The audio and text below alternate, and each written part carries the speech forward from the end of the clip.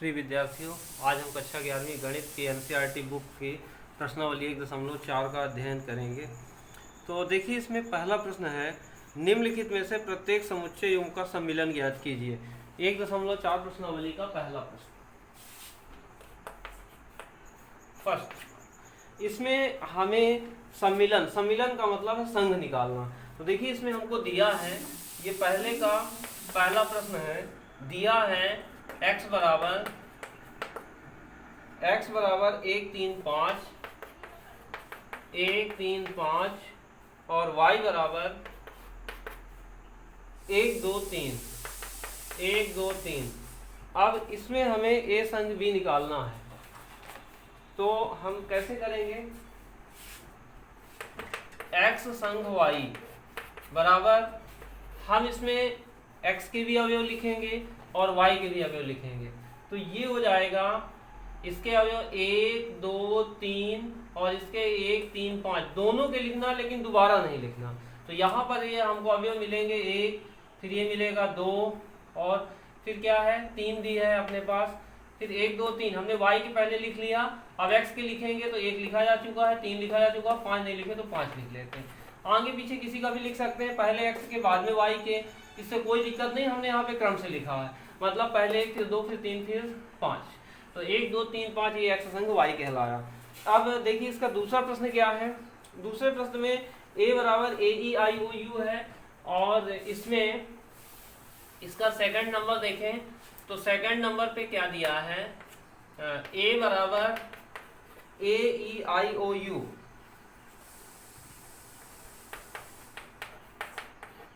और b बराबर जो हमको दिया है दूसरा समुच्चय, वो दिया है ABC। हमको करना क्या है, a संग b निकालना है। हम इसमें क्या करते हैं कि a के सारे अवयव लिखते हैं और b के सारे अवयव, लेकिन दोबारा नहीं लिखना। तो देखिए, यहाँ पे a होगा, फिर a के बाद में क्या आएगा, b आता है, तो b इसमें नहीं लेकिन इसमें है तो लिख लेते हैं। फिर c भी इसमें है तो c भी लिख लेते हैं। तो ABC ये पूरे हो गए। अब इसके देखिए E बचा है तो E लिख लेते हैं, I और O और U, मतलब सारे अवयव लिखना, A के भी सारे लिखना और B के भी सभी अवयव लिखना है, लेकिन 2 बार नहीं लिखना है। और इसमें कामा जरूर लगाना है, मतलब हर अवयव लिखने के बाद में उसके कामा लगेगा। इसी तरह से देखिए, इसका तीसरा प्रश्न, x इस प्रकार है कि x एक प्राकृत संख्या 3 का गुणज है। तो देखिए, इसका तीसरे प्रश्न में हम कैसे करेंगे। इसमें देखिए, जो हमको जो तीसरा प्रश्न दिया है, तो a बराबर है x इस प्रकार है कि x प्राकृत संख्या है और 3 का गुणज है। x एक प्राकृतिक संख्या है, वह 3 का गुणज है। तो देखिए, यहाँ पे इसका क्या मतलब है। इसको अगर हम रोस्टर फॉर्म में लिखें तो हम ऐसी प्राकृत संख्याएं लिखेंगे जो 3 की गुणज है, अर्थात 3 का पहाड़ा जिसमें लग जाए। तो देखिए, इसमें आएगा 3 3 दूनी 6 3 रकाई 9 3 चौको 12 3 पचे 15 और डैश डैश डैश, ये आ जाएगा। वहाँ b बराबर जो हमको दिया है, जो b समुच्चय दिया है यहाँ पे, वो क्या है, x इस प्रकार से है कि x एक 6 से कम प्राकृत संख्या है। x ये जो डबल डॉट है इसको बोलते हैं इस प्रकार है कि इंग्लिश में सच दैट। तो x इस प्रकार है कि x 6 से कम एक प्राकृत संख्या है। संख्या 6 से कम एक प्राकृत संख्या है।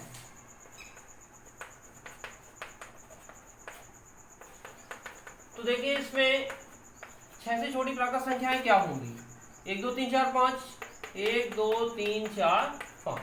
अब देखिए, a संग b हमें चाहिए, तो क्या मिलेगा, a संग b में हम क्या करते हैं कि हम उन सभी अवयवों को लिखते हैं जो a में भी है और b में भी है। हम देखते हैं कि b समुच्चय छोटा है, a समुच्चय में तो अनंत तक अवयव जा रहे हैं। चलिए पहले छोटे वाले को पूरा लिख लेते हैं। तो जो b समुच्चय छोटा, इसके सारे अवयव हमने, सभी अवयव 1 2 3 4 5 ये हमने लिख लिया, 1 2 3 4 5।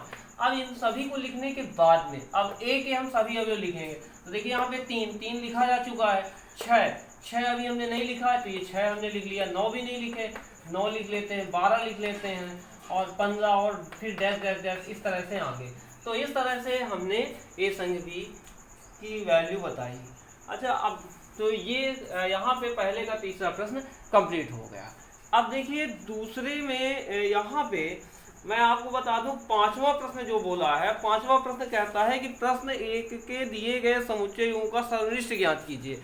तो चूंकि उसमें फिर से यही चीज लिखनी पड़ेगी, इसलिए मैं इस प्रश्न को अभी बता दे रहा हूँ।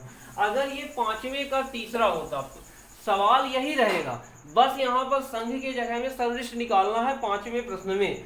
तो क्योंकि उस पांचवें के तीसरे में भी हमको यही करना पड़ेगा, मैं यहाँ पे पांचवें का तीसरा डालने दे रहा हूँ। पांचवें का तीसरा, जब आप पांचवें का तीसरा प्रश्न हल करेंगे तो पांचवा प्रश्न क्या है, प्रश्न एक में दिए गए समुच्चयों का सर्वनिष्ठ ज्ञात कीजिए। तो आपको करना ये है कि इनका सर्वनिष्ठ निकालना। तो आपको यहाँ पर ये सब लिखना पड़ेगा, ये भी लिखना पड़ेगा, ये भी लिखना पड़ेगा, और यहाँ पर आपको करना पड़ेगा ए सर्वनिष्ठ बी। और ए सर्वनिष्ठ बी में आपको ए और बी के उभयनिष्ठ अवयव लिखने हैं, मतलब ऐसे अवयव लिखने हैं जो ए में भी हैं और बी में भी हैं। तो देखिए यहाँ पे एक इसमें है लेकिन इसमें नहीं है, दो इसमें नहीं है, तीन इसमें है, इसमें तीन दोनों में है। चलिए हम तीन को लिख लेते हैं। इसके बाद में क्या है, चार इसमें लेकिन नहीं, पाँच नहीं, बस। तो इस तरह से इसका उत्तर तीन। तो ध्यान दीजिए, ये एक साथ में बता रहा हूँ, ये पांचवें का तीसरा प्रश्न भी आपका कंप्लीट होगा। पांचवें के तीसरे प्रश्न में यही सब लिखना है आपको, लास्ट में ये लिख देना है। और पहले का जो तीसरा था तो वो तो मैंने बता दिया कि जो मैंने शुरू में लिखा था वो पहले का तीसरा कहला गया। अब इसी तरह से देखिए चौथा। अब देखें आप लोग पहले का चौथा।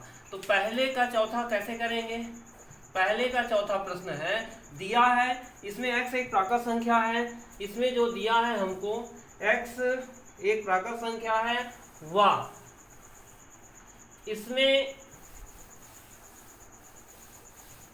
देखिए पहले प्रश्न का चौथा प्रश्न, x एक प्राकृत संख्या है और जो x है वो बड़ा है 1 से जबकि छोटा है बराबर है 6 से।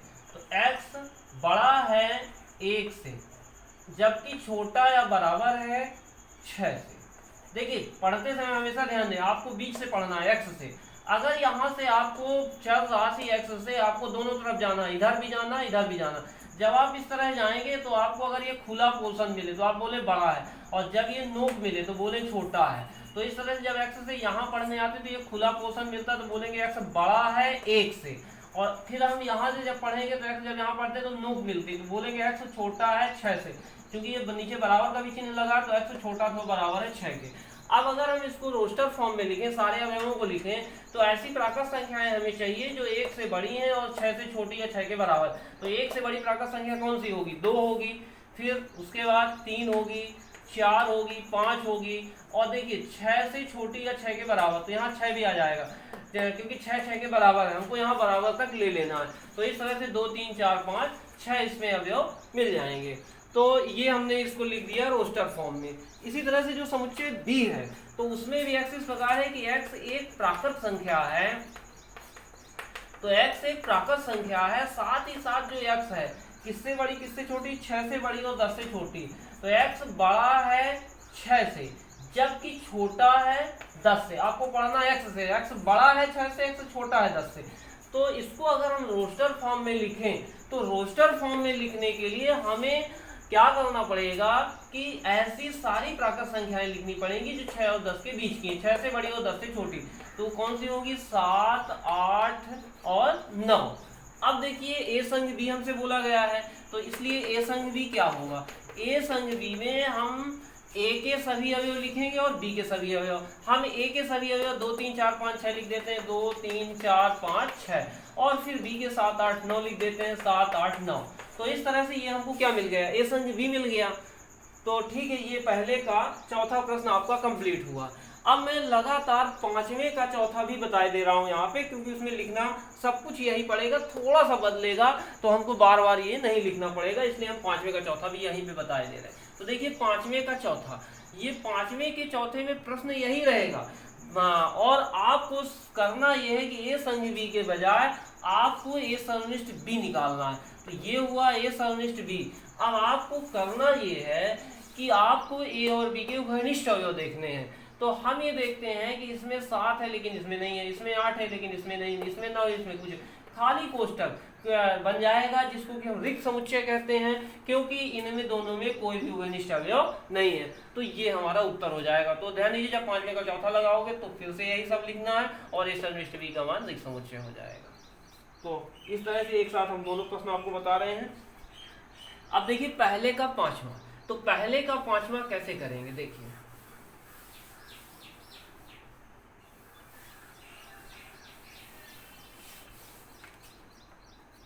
पहले प्रश्न का पांचवा प्रश्न दिया है, ए बराबर दिया है 1 2 3।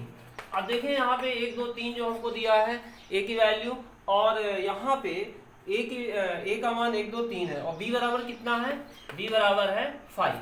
5 का मतलब क्या है, रिक्त समुच्चय। अब इसलिए ए संग बी क्या होगा, जो ए संग बी की अगर हम बात करें तो हम ए के सभी अवयव लिखेंगे और बी के। चलिए पहले ए के लिखते हैं। ए में कितना है 1 2 3, ये हमने लिखा 1 2 3। इसके बाद हम बी के सभी अवयव लिखेंगे। देखते हैं बी में तो कुछ है ही नहीं लिखने के लिए, तो बस हमारा यही उत्तर आ जाएगा। मतलब ए संग बी का मान 1 2 3। वास्तव में 1 2 3 किसके बराबर, ए बराबर, हम ऐसा भी लिख सकते हैं बराबर ए। तो मैंने इसका ये सीधा मतलब निकला कि ए संग बी किसके बराबर है, ए के बराबर है। तो ऐसी स्थिति में यदि ये समुच्चय इसका उप समुच्चय हो, दूसरा वाला उप समुच्चय हो, तो जब संघ लेंगे तो पहला वाला ही आ जाता, क्योंकि इसके सभी अवयव इसमें होते हैं। तो इस तरह से ये संघ थी। अब मैं यहीं पे लगातार 5वें का 5वां बता देता हूँ। प्रश्न यही रहेगा, ये 5वें का 5वां कहलाएगा। ये दिया है, बी दिया है, ये सब कुछ यही रहेगा। हमें करना ये है कि इसका सर्वनिष्ठ लिखना है, ए सर्वनिष्ठ बी। तो ए सर्वनिष्ठ बी में आइए उभयनिष्ठ अवयव देखते हैं। उभयनिष्ठ अवयव क्या है, जो इसमें भी हो और इसमें भी, दोनों में। हम ये देखते हैं इसमें तो कुछ है ही नहीं, तो दोनों में कुछ मिलने के कोई गुंजाइश नहीं। तो इस तरह से ए सर्वनिष्ठ बी क्या आ गया, रिक्त समुच्चय आ गया। इसको हम ऐसा भी लिख सकते हैं 5 से। इस रिक्त समुच्चय को इस तरह से प्रदर्शित किया जाएगा। तो इस तरह से ये सर्वनिष्ठ बी है। ये 5वें का 5वां कहला गया। अब आते हैं दूसरे प्रश्न में।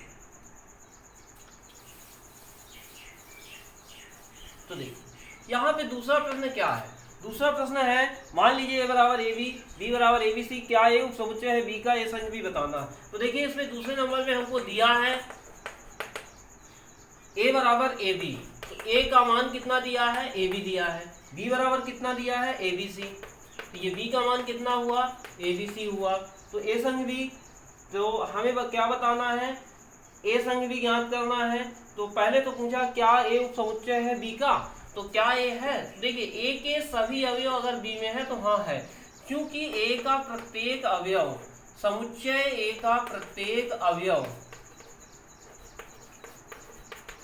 ए का प्रत्येक अवयव बी में है, समुच्चय बी में है, बी में है। इसलिए ए उप समुच्चय है बी का, ए बी का उप समुच्चय कहला गया, क्योंकि ए के सभी अवयव बी में हैं। जो अवयव ए में है वो सारे के सारे अवयव बी में, इसलिए ए समुच्चय है बी का। अब हम क्या करते हैं आगे देखिए, हमसे इसी प्रश्न में पूछा ए संग बी बताइए। पुनः ए संग बी, तो ए संग बी के लिए हमें करना क्या है, ए के सभी अवयव लिखना और बी के सभी अवयव। चलिए पहले ए के लिखते हैं। ए के अवयव क्या है, ए बी है। फिर बी के लिखते हैं, तो ए तो लिखा जा चुका, बी भी लिखा जा चुका, सी नहीं लिखे तो सी को लिख लेते हैं। तो इस तरह से ए संग बी ये हो गया। हमने क्या देखा, ये जो ए बी सी आया है वास्तव में बी के बराबर है। ए बी सी ये तीन अवयव किस समुच्चय पर है, बी पे है। तो इस ए बी सी की जगह पे, ए बी सी की जगह पे मैं बी लिख सकता हूँ, क्योंकि इसका मान बी के बराबर है। तो इस तरह से ए संग बी बराबर क्या मिल गया, बी मिल गया। मतलब कहने का, जब कभी भी समुच्चय ए बी का उप समुच्चय होगा, अर्थात ए के सभी अवयव बी में होंगे, ऐसे स्थिति में अगर हम ए संग बी निकालेंगे तो हमें बी मिलेगा, मतलब बड़ा वाला मिलेगा। यदि एक छोटा समुच्चय एक बड़ा है, छोटा का मतलब ये है कि इसके सभी अवयव इसमें हैं, हम अपने से समझ सकते हैं। तो उसका अगर संग निकालेंगे तो बड़ा वाला आएगा, मतलब बी आएगा, बड़ा वाला मतलब जो जिसका ये दूसरा वाला उप समुच्चय हो। तो इस तरह से ए संग बी का मान क्या मिला, बी मिला। अब देखिए तीसरा प्रश्न बिल्कुल इसी से संबंधित है। तीसरा प्रश्न ये कह रहा है कि यदि ए और बी दो ऐसे समुच्चय के एक समुच्चय है बी का, तो ए संग बी क्या होगा। बिल्कुल अभी आप पढ़ रहे होगे, यदि ए उप समुच्चय है बी का तो ए संग बी क्या होगा, बी होगा। तीसरे में बिल्कुल यही जवाब देना है आपको। तो ध्यान दीजिए, तीसरे प्रश्न को आप इस तरह से कर सकते हैं।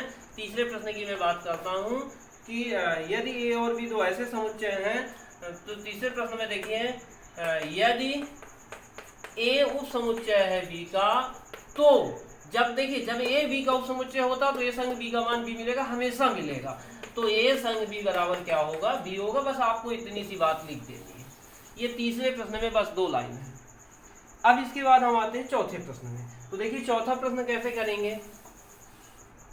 तो देखिए चौथे प्रश्न के लिए इसमें एक ए बी सी डी के मान दिए हैं और कई चीजें हमें निकालनी है। तो देखिए चौथे में सबसे पहले हम लिख लेते हैं दिया है। तो हमको दिया क्या क्या है, ए बराबर हमको दिया है 1 2 3 4, 1 2 3 4। बी बराबर कितना दिया है 7 9 11 13। बी बराबर ये हो गया 7 9 11 13।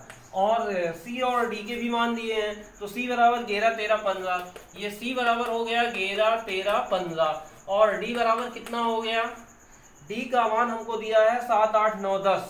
ये हो गया 7 8 9 10। अब हमसे पहले नंबर पे क्या पूछा है, इस पे देखिए पहले नंबर पर ए संग बी, यानी देखिए ए का मान 1 2 3 4, ठीक है। बी का मान 7 9 ये शायद 6वां प्रश्न लिखा गया, सॉरी। बी का मान जो है यहाँ पे 3 4 5 6 है, 3 4 5 6 है। और इसके बाद सी का मान 5 6 7 8 है,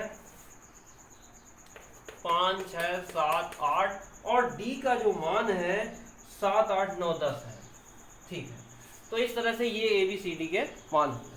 अब इसमें देखें हमको जो निकालना है, क्या निकालना है। देखिए पहला नंबर ए संग बी, इसका फर्स्ट नंबर है ए संग बी। अब आपको करना क्या है, ए के सभी अवयव लिखना और बी के सभी अवयव लिखना, बाकी सी डी को छोड़ दीजिए, इनसे कोई लेना देना नहीं अभी इस क्वेश्चन में। अगले क्वेश्चन में जब सी डी आएगा तो करना पड़ेगा। तो देखिए ए संग बी, ए के सभी अवयव क्या है 1 2 3 4, तो लिखते हैं 1 2 3 4। इसके बाद में हम क्या लिखते हैं, बी के अवयव लिखते हैं 3 4 5 6। तो 3 तो लिख लिए हैं, 4 भी लिख चुके हैं, दोबारा नहीं लिखना। 5 6 को और लिख लेते हैं, तो ये 5 6 हो गया। तो इस तरह से ए संग बी कहला गया। दूसरा क्या प्रश्न है, इसका दूसरा प्रश्न है ए संग सी चाहिए हमको। तो ए संग सी हम कैसे करेंगे, हम ए के सभी अवयव लिखेंगे और सी के सभी अवयव। आइए पहले ए के सारे लिख लेते हैं। ए में क्या है 1 2 3 4, तो ये हमने लिखा है 1 2 3 4। और इसके बाद में हमको किसके लिखना, सी के सभी अवयव लिखना। 5 6 7 8 लिख लेते हैं, 5 6 7 8 लिख लेते हैं। तो इस तरह से आप पहला दूसरा कर लिए। तीसरा चौथा भी आप इसी तरह से, तीसरे में बी सी के लिख लेना और चौथे में बी और डी के। अब पांचवा देखो, जब 3 3 रहेंगे ए संग बी संग सी, तो पांचवें को कैसे करोगे। देखो पांचवें प्रश्न में ध्यान दीजिए, ए संग बी संग सी चाहिए हमको। तो ए संग बी संग सी का मतलब है ए के सभी अवयव लिखो, बी के सभी लिखो और सी के लिखो। ए में कितने अवयव हैं 1 2 3 4, चलिए 1 2 3 4 ये हमने लिख लिया। बी के सभी अवयव लिखिए 3 4 5 6, तो 3 4 तो लिख चुके हैं, 5 6 नहीं लिखे हैं, तो ये 5 6 लिख लेते हैं। ए के पूरे हो गए, बी के पूरे हो गए, सी के पूरे लिखना। सी के अवयव क्या है 5 6 7 8, तो 5 6 तो लिखे जा चुके हैं, 7 8 को अभी हमने नहीं लिखा, तो हमने ये 7 8 लिख दिया। तो इस तरह से ए संग बी संग सी क्या है, आपने यहाँ पे ए के भी अवयव लिख लिए, बी के भी लिख लिए और सी के भी लिख लिए। ये ए संग बी संग सी आ गया। इसी तरह से छठवें और सातवें को आपको करना है। चलिए पांचवा प्रश्न मैं बता चुका हूँ। पांचवा प्रश्न जो है तो बिल्कुल इसमें अलग से कोई प्रश्न नहीं है, प्रश्न एक को ही दोबारा हल करना है और सभी का समिष्ट निकालना है। जैसा कि जब मैं प्रश्न 1 बता रहा था तो उसमें मैं बीच बीच में पांचवा प्रश्न भी बता रहा था सरनिष्ठ के लिए। अब देखिए इसी तरह से देखिए जो छठवां प्रश्न है, छठवां प्रश्न क्या है, ए सरनिष्ठ बी चाहिए, इसमें ए बी सी के मान दिए हैं और आपसे उभयनिष्ठ अवयव पूछे जा रहे हैं। तो आइए देखते हैं छठवां प्रश्न। छठवें प्रश्न में क्या है दिया है, सबसे पहले तो हम को जो समुच्चय दिए हैं वो हम लिख लेते हैं। तो ए बराबर हमको कितना दिया है छठवें में, देखिए ए बराबर है 3 5 7 9 11, 3 5 7 9 11। और बी बराबर कितना दिया है, जो समुच्चय बी है वो दिया है 7 9 11 13, 7 9 11 13।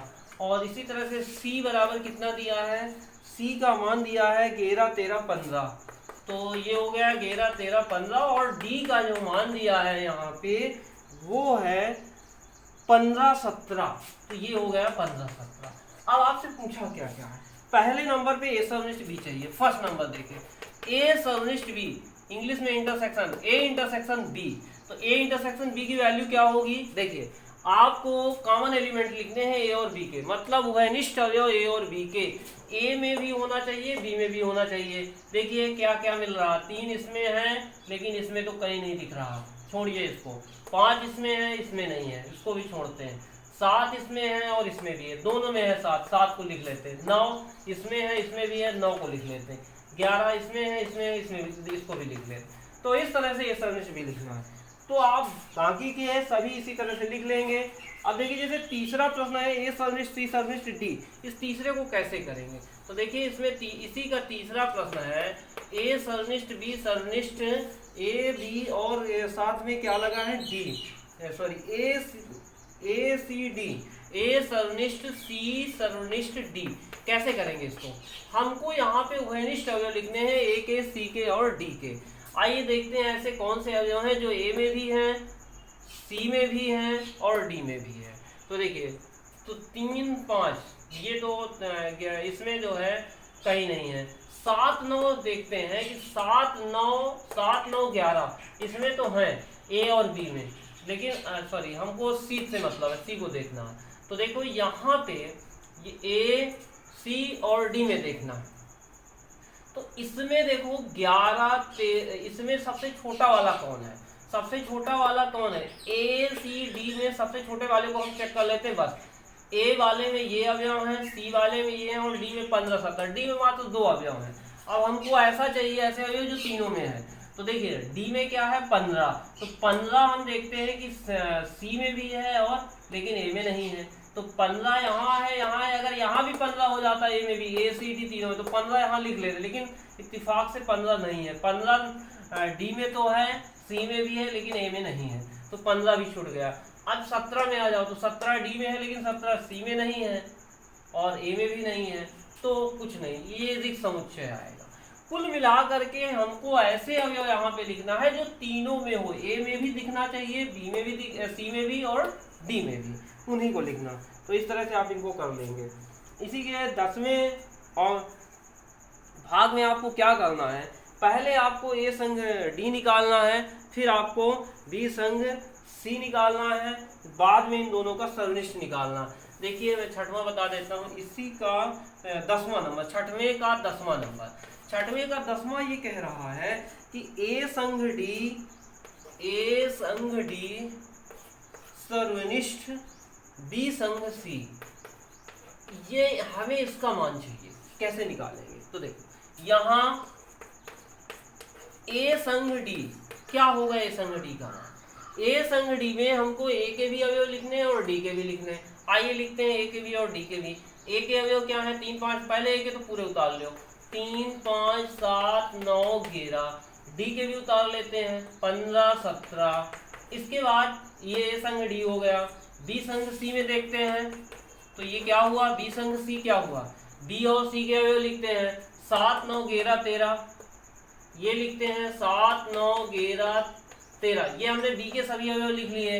अब सी के अवयव क्या है? 11 13 15, तो 11 13 लिखे जा चुके हैं, 15 बस और लिख लेते हैं। तो इस तरह से ये बी संग सी। अब देखिए अलग अलग हमने ए संग डी निकाल लिया, बी संग सी निकाल लिया। अब करना क्या है? दोनों का सर्वनिष्ठ चाहिए हमको, तो इसलिए ए संग डी सर्वनिष्ठ बी संग सी। अब इसका सर्वनिष्ठ निकालते हैं, तो सर्वनिष्ठ क्या होगा? हमें इनके उभयनिष्ठ अवयव देखने हैं जो इन दोनों में है। तो देखते हैं, 3 इसमें है लेकिन इसमें नहीं, छोड़ दो। 5 इसमें है, इसमें नहीं, छोड़ देते हैं। 7 दोनों में है, तो 7 को लिख लेते हैं। 9 इसमें भी दोनों में है। 11 भी है, और इसके बाद 15 इसमें है और इसमें भी है, 15 भी लिख लेते हैं। तो इस तरह से 17 इसमें लेकिन इसमें नहीं है, तो हमने ये उभयनिष्ठ अवयव लिख लिए। तो इस तरीके से आपको इसको करना है। इसी तरह से 9वां भी आप लोग कर लेंगे, जैसा बोला गया वैसा करते जाना है। अब देखिए आइए बढ़ते हैं प्रश्न नंबर 7 की तरफ। तो प्रश्न नंबर 7 क्या है? देखिए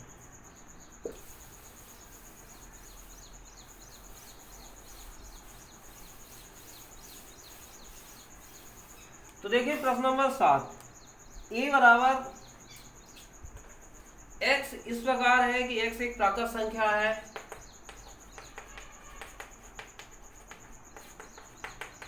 तो कैसी प्राकृत संख्याएं होती हैं? देखिए प्राकृत संख्याएं का क्या मतलब है? इसका मतलब है, इसको अगर हम रोस्टर फॉर्म में लिखें तो 1 2 3 4 ये सब प्राकृत संख्याएं आ जाएंगी। b बराबर इसमें क्या दिया है, b बराबर दिया है x इस प्रकार है कि x एक सम प्राकृत संख्या, x इस प्रकार है कि x एक सम प्राकृत संख्या है। सम प्राकृत संख्याएं होती हैं 2, 2, 4, 6, 8, ये सभी सम प्राकृत संख्या। इस तरह से a हो गया, b हो गया। अब क्या है, c क्या है, x इस प्रकार है कि एक विषम प्राकृत संख्या है, c बराबर x इस प्रकार है कि x एक विषम प्राकृत संख्या है।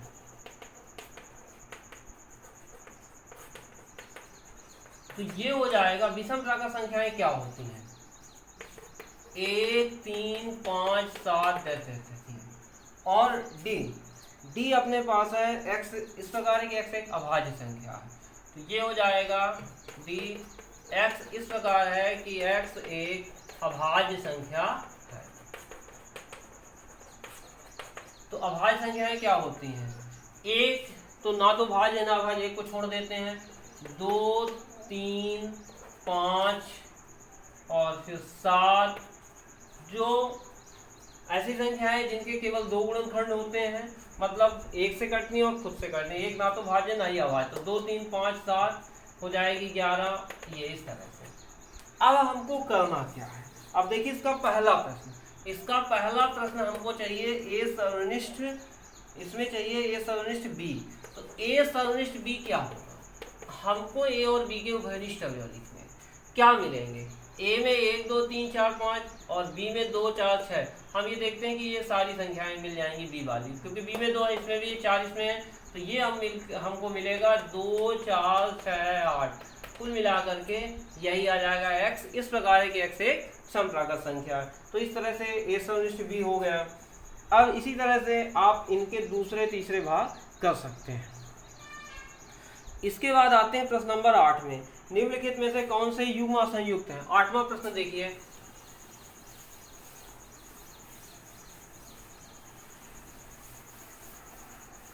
आठवां प्रश्न है, आपको इसमें बताना है कौन से युग्म असंयुक्त हैं। असंयुक्त का मतलब उभयनिष्ठ अवयव ना मिले। देखिए जैसे 8वें का पहला प्रश्न है, इसमें दिया है समुच्चय 1, 2, 3, 4। मान लेते हैं, माना a बराबर 1, 2, 3, 4, ये a हो गया। और जो b है वह b बराबर इसमें दिया है x इस प्रकार है, x एक प्राकृत संख्या है, x इस प्रकार है कि x एक प्राकृत संख्या है, वह x बड़ा या बराबर है 4 से, x बड़ा या बराबर है 4 से, जबकि छोटा या बराबर है 6 से। तो इसमें जो हमको मिलेगा ए सर्वनिष्ठ बी, क्या मिलेगा, इसलिए सबसे पहले तो हम इसको लिखते हैं रोस्टर फॉर्म में। 4 और 6 के बीच की संख्याएं 4, 5, 6, जिसमें 4 और 6 भी शामिल है, 4 से बड़ा है, 6 से छोटा, 4, 6 के बराबर भी है। अब हमको चाहिए ए सर्वनिष्ठ बी। तो ए सर्वनिष्ठ बी में हम उभयनिष्ठ अवयव लिखते हैं। तो उभयनिष्ठ अवयव क्या मिलेगा, इसमें 4 है, इसमें भी 4 है, उभयनिष्ठ अवयव में हमको 4 मिल जाएगा। तो हम ये देखते हैं कि ये फाई के बराबर नहीं है, बराबर नहीं है रिक्त समुच्चय के। अगर ये रिक्त समुच्चय नहीं आया तो इसका मतलब असंयुक्त नहीं है। असंयुक्त तभी होता जब अगर ये रिक्त समुच्चय होता, मतलब इसमें 4 है, इसमें भी 4 है, ऐसा नहीं होना चाहिए था। इसमें 4 हटा दिया जाए तो फिर हमारा उत्तर आएगा असंयुक्त समुच्चय। इसलिए यह असंयुक्त समुच्चय का युग्म नहीं है। इसलिए दिया गया समुच्चय युग्म असंयुक्त समुच्चय नहीं है।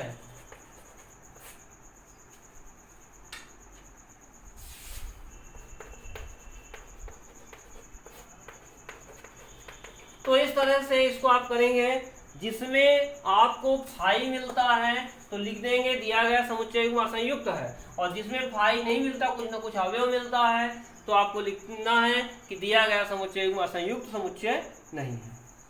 अब देखिए 9वां नंबर, a माइनस बी इसमें घटाना है। 9वां नंबर कैसे हल करेंगे देखते हैं।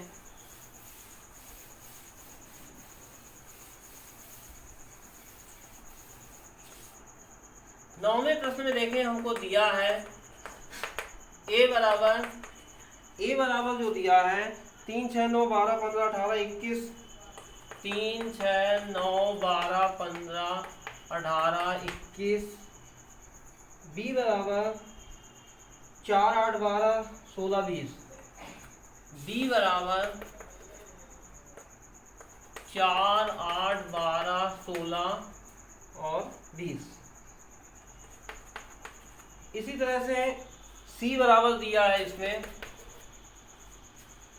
2, 4, 6, 8, 10, 12, 14, 2, 4, 6, 2, 4, 6, 8, 10, 12, 14, 16, 8, 10, 12, 14, 16। अब ये हो गया सी का मान। डी है 5, 10, 15, 20। अब हमसे इसमें क्या पूछा, पहले नंबर पे ए माइनस बी, फर्स्ट नंबर देखें ए माइनस बी। तो ए माइनस बी क्या है, आपको ए के अवयव लिखने हैं किंतु उनको नहीं लिखना है जो बी में है। तो आइए लिखते हैं ए के अवयव। ए में कितना है 3 है, 3 बी में नहीं लिख लेना है। इसके बाद 6 इसमें है, इसमें नहीं तो 6 लिख लेते हैं। 9 इसमें है, इसमें नहीं तो 9 आ जाएगा। अब लेकिन देखिए 12 इस बी में आता है तो 12 को यहाँ पे नहीं लिखना। 15 ए में है लेकिन बी में नहीं तो 15 आ जाएगा। 18 इसमें नहीं तो 18 आ जाएगा। 21 देखिए 21 इसमें है लेकिन नीचे वाले में नहीं है तो आ जाएगा 21। इस तरह से 3, 6, 9, 15, 18, 21 ये हमारा कहलाएगा ए माइनस बी। तो ए माइनस बी मतलब जो समुच्चय पहले लिखा है आपको उसी के अवयव लिखने हैं किंतु उन अवयवों को छोड़ देना है जो समुच्चय माइनस हो रहा है उसके अवयवों को। तो इस तरह से ये ए माइनस बी कहलाता है। मैं इसी का लास्ट बताता हूं 12वां नंबर डी माइनस सी। तो इसका देखिए 12वां नंबर है डी माइनस सी। क्या होगा, इस पे आपको डी के अवयव लिखने हैं किंतु उनको नहीं लिखना है जो सी में है। तो डी में देखिए 5 इसमें है लेकिन इसमें नहीं तो हम 5 लिख लेंगे। 10 इसमें है और लेकिन सी में भी छूट जाएगा। हमको डी के अवयव से मतलब हम डी के अवयव लिखेंगे, डी के अवयव लिखते जाइए लेकिन उनको छोड़ते जाइए जो सी में मिले। तो ये हमने डी का अवयव 5 है, 5 हमने लिख लिया क्योंकि सी में नहीं मिल रहा था। 10 को हमने छोड़ दिया, नहीं लिखा क्योंकि 10 सी में है। 15 लिख लेते हैं क्योंकि सी में नहीं है तो ये 15। 20 इसमें है, सी में नहीं तो 20 भी आ जाएगा। तो इस तरह से ये डी माइनस सी। तो इसके 9वें नंबर के ये बाकी के बचे हुए भाग आप लोग खुद से करेंगे। अब देखिए इसके बाद 10वां प्रश्न है। इसमें भी देखिए x बराबर दिया है, y बराबर दिया है। तो ये भी बिल्कुल आसान सा प्रश्न है। x माइनस वाई, आपको x के अवयव लिखने हैं और लेकिन y के अवयवों को छोड़ देना है। फिर y माइनस एक्स, y के अवयवों को लिखना लेकिन उनको नहीं लिखना जो x में है। x अनिष्ट y ये तो आप बन जाएगा। उभयनिष्ठ अवयव लिखने हैं जो दोनों में है। इसी तरह से देखिए 11वां प्रश्न। 11वां प्रश्न है यदि r वास्तविक संख्याओं और q परिमेय संख्याओं का समुच्चय है तो r माइनस q क्या होगा। अब आप बताइए कि वास्तविक संख्याएं किससे मिलकर के बनती हैं। वास्तविक संख्याएं परिमेय और अपरिमेय संख्याओं से मिलकर के बनती हैं। तो अगर हम परिमेय संख्याओं के समुच्चय को हटा दें तो क्या बचेगा, निश्चित तौर पे अपरिमेय संख्याएं। तो r माइनस क्यू क्या होगा। तो आपको लिखना है आपके अपने उत्तर में कि r माइनस क्यू अपरिमेय संख्याओं का समुच्चय होगा। ये आपको लिख लेना है। ये 11वें नंबर में सिर्फ इतना ही लिखना है, r माइनस क्यू अपरिमेय संख्याओं का समुच्चय होगा। अब देखिए 12वां प्रश्न। बताइए कि निम्नलिखित कथन में से कौन से सत्य हैं या असत्य, अपने उत्तर का औचित्य भी बताइए। तो 12वें का पहला 2, 3, 4, 5 तथा 3, 6 संयुक्त समुच्चय है। अब देखिए इसमें असंयुक्त का मतलब उभयनिष्ठ कुछ ना मिले। तो कैसे इसको करना है, तो देखें इसमें हम क्या करते हैं असंयुक्त समुच्चय के लिए। देखिए 12वें का पहला प्रश्न, माना ए बराबर, इसमें ए भी नाम नहीं दिया तो हम अपने से समुच्चय के नाम ए और बी रख लेते हैं। तो जो ए पहला समुच्चय है 2, 3, 4, 5, ये हमने ले लिया 2, 3, 4, 5। और जो बी का जो मान है दूसरा वाला वो क्या है 3, 6, तो ये हमने ले लिया 3, 6, ये हो गया। अब हम अपने मन से इनका ए सवनिष्ठ बी निकालेंगे। तो ए सवनिष्ठ बी का में हम उभयनिष्ठ अवयव देखते हैं। तो उभयनिष्ठ अवयव क्या कुछ मिल रहा, मिल रहा 3 इसमें है, इसमें भी, तो ये 3 हो गया। तो 6 तो नहीं है बस 3। तो ये क्या हुआ, ये फाई के बराबर नहीं हुआ। तो असंयुक्त समुच्चय नहीं कहलाया ये, ठीक है, बराबर नहीं है फाई के। इसलिए दिया गया समुच्चय युग्म असंयुक्त नहीं है। दिया गया समुच्चय युग्म असंयुक्त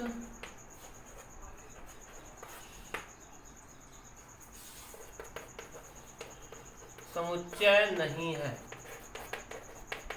और अगर यहाँ पे फाई मिलता तो ये असंयुक्त समुच्चय कहला जाता। तो शेष भाग आप इसके 12वें नंबर के हल करेंगे। बस आज इतना ही, फिर इसके बाद आगे के वीडियो लेक्चर।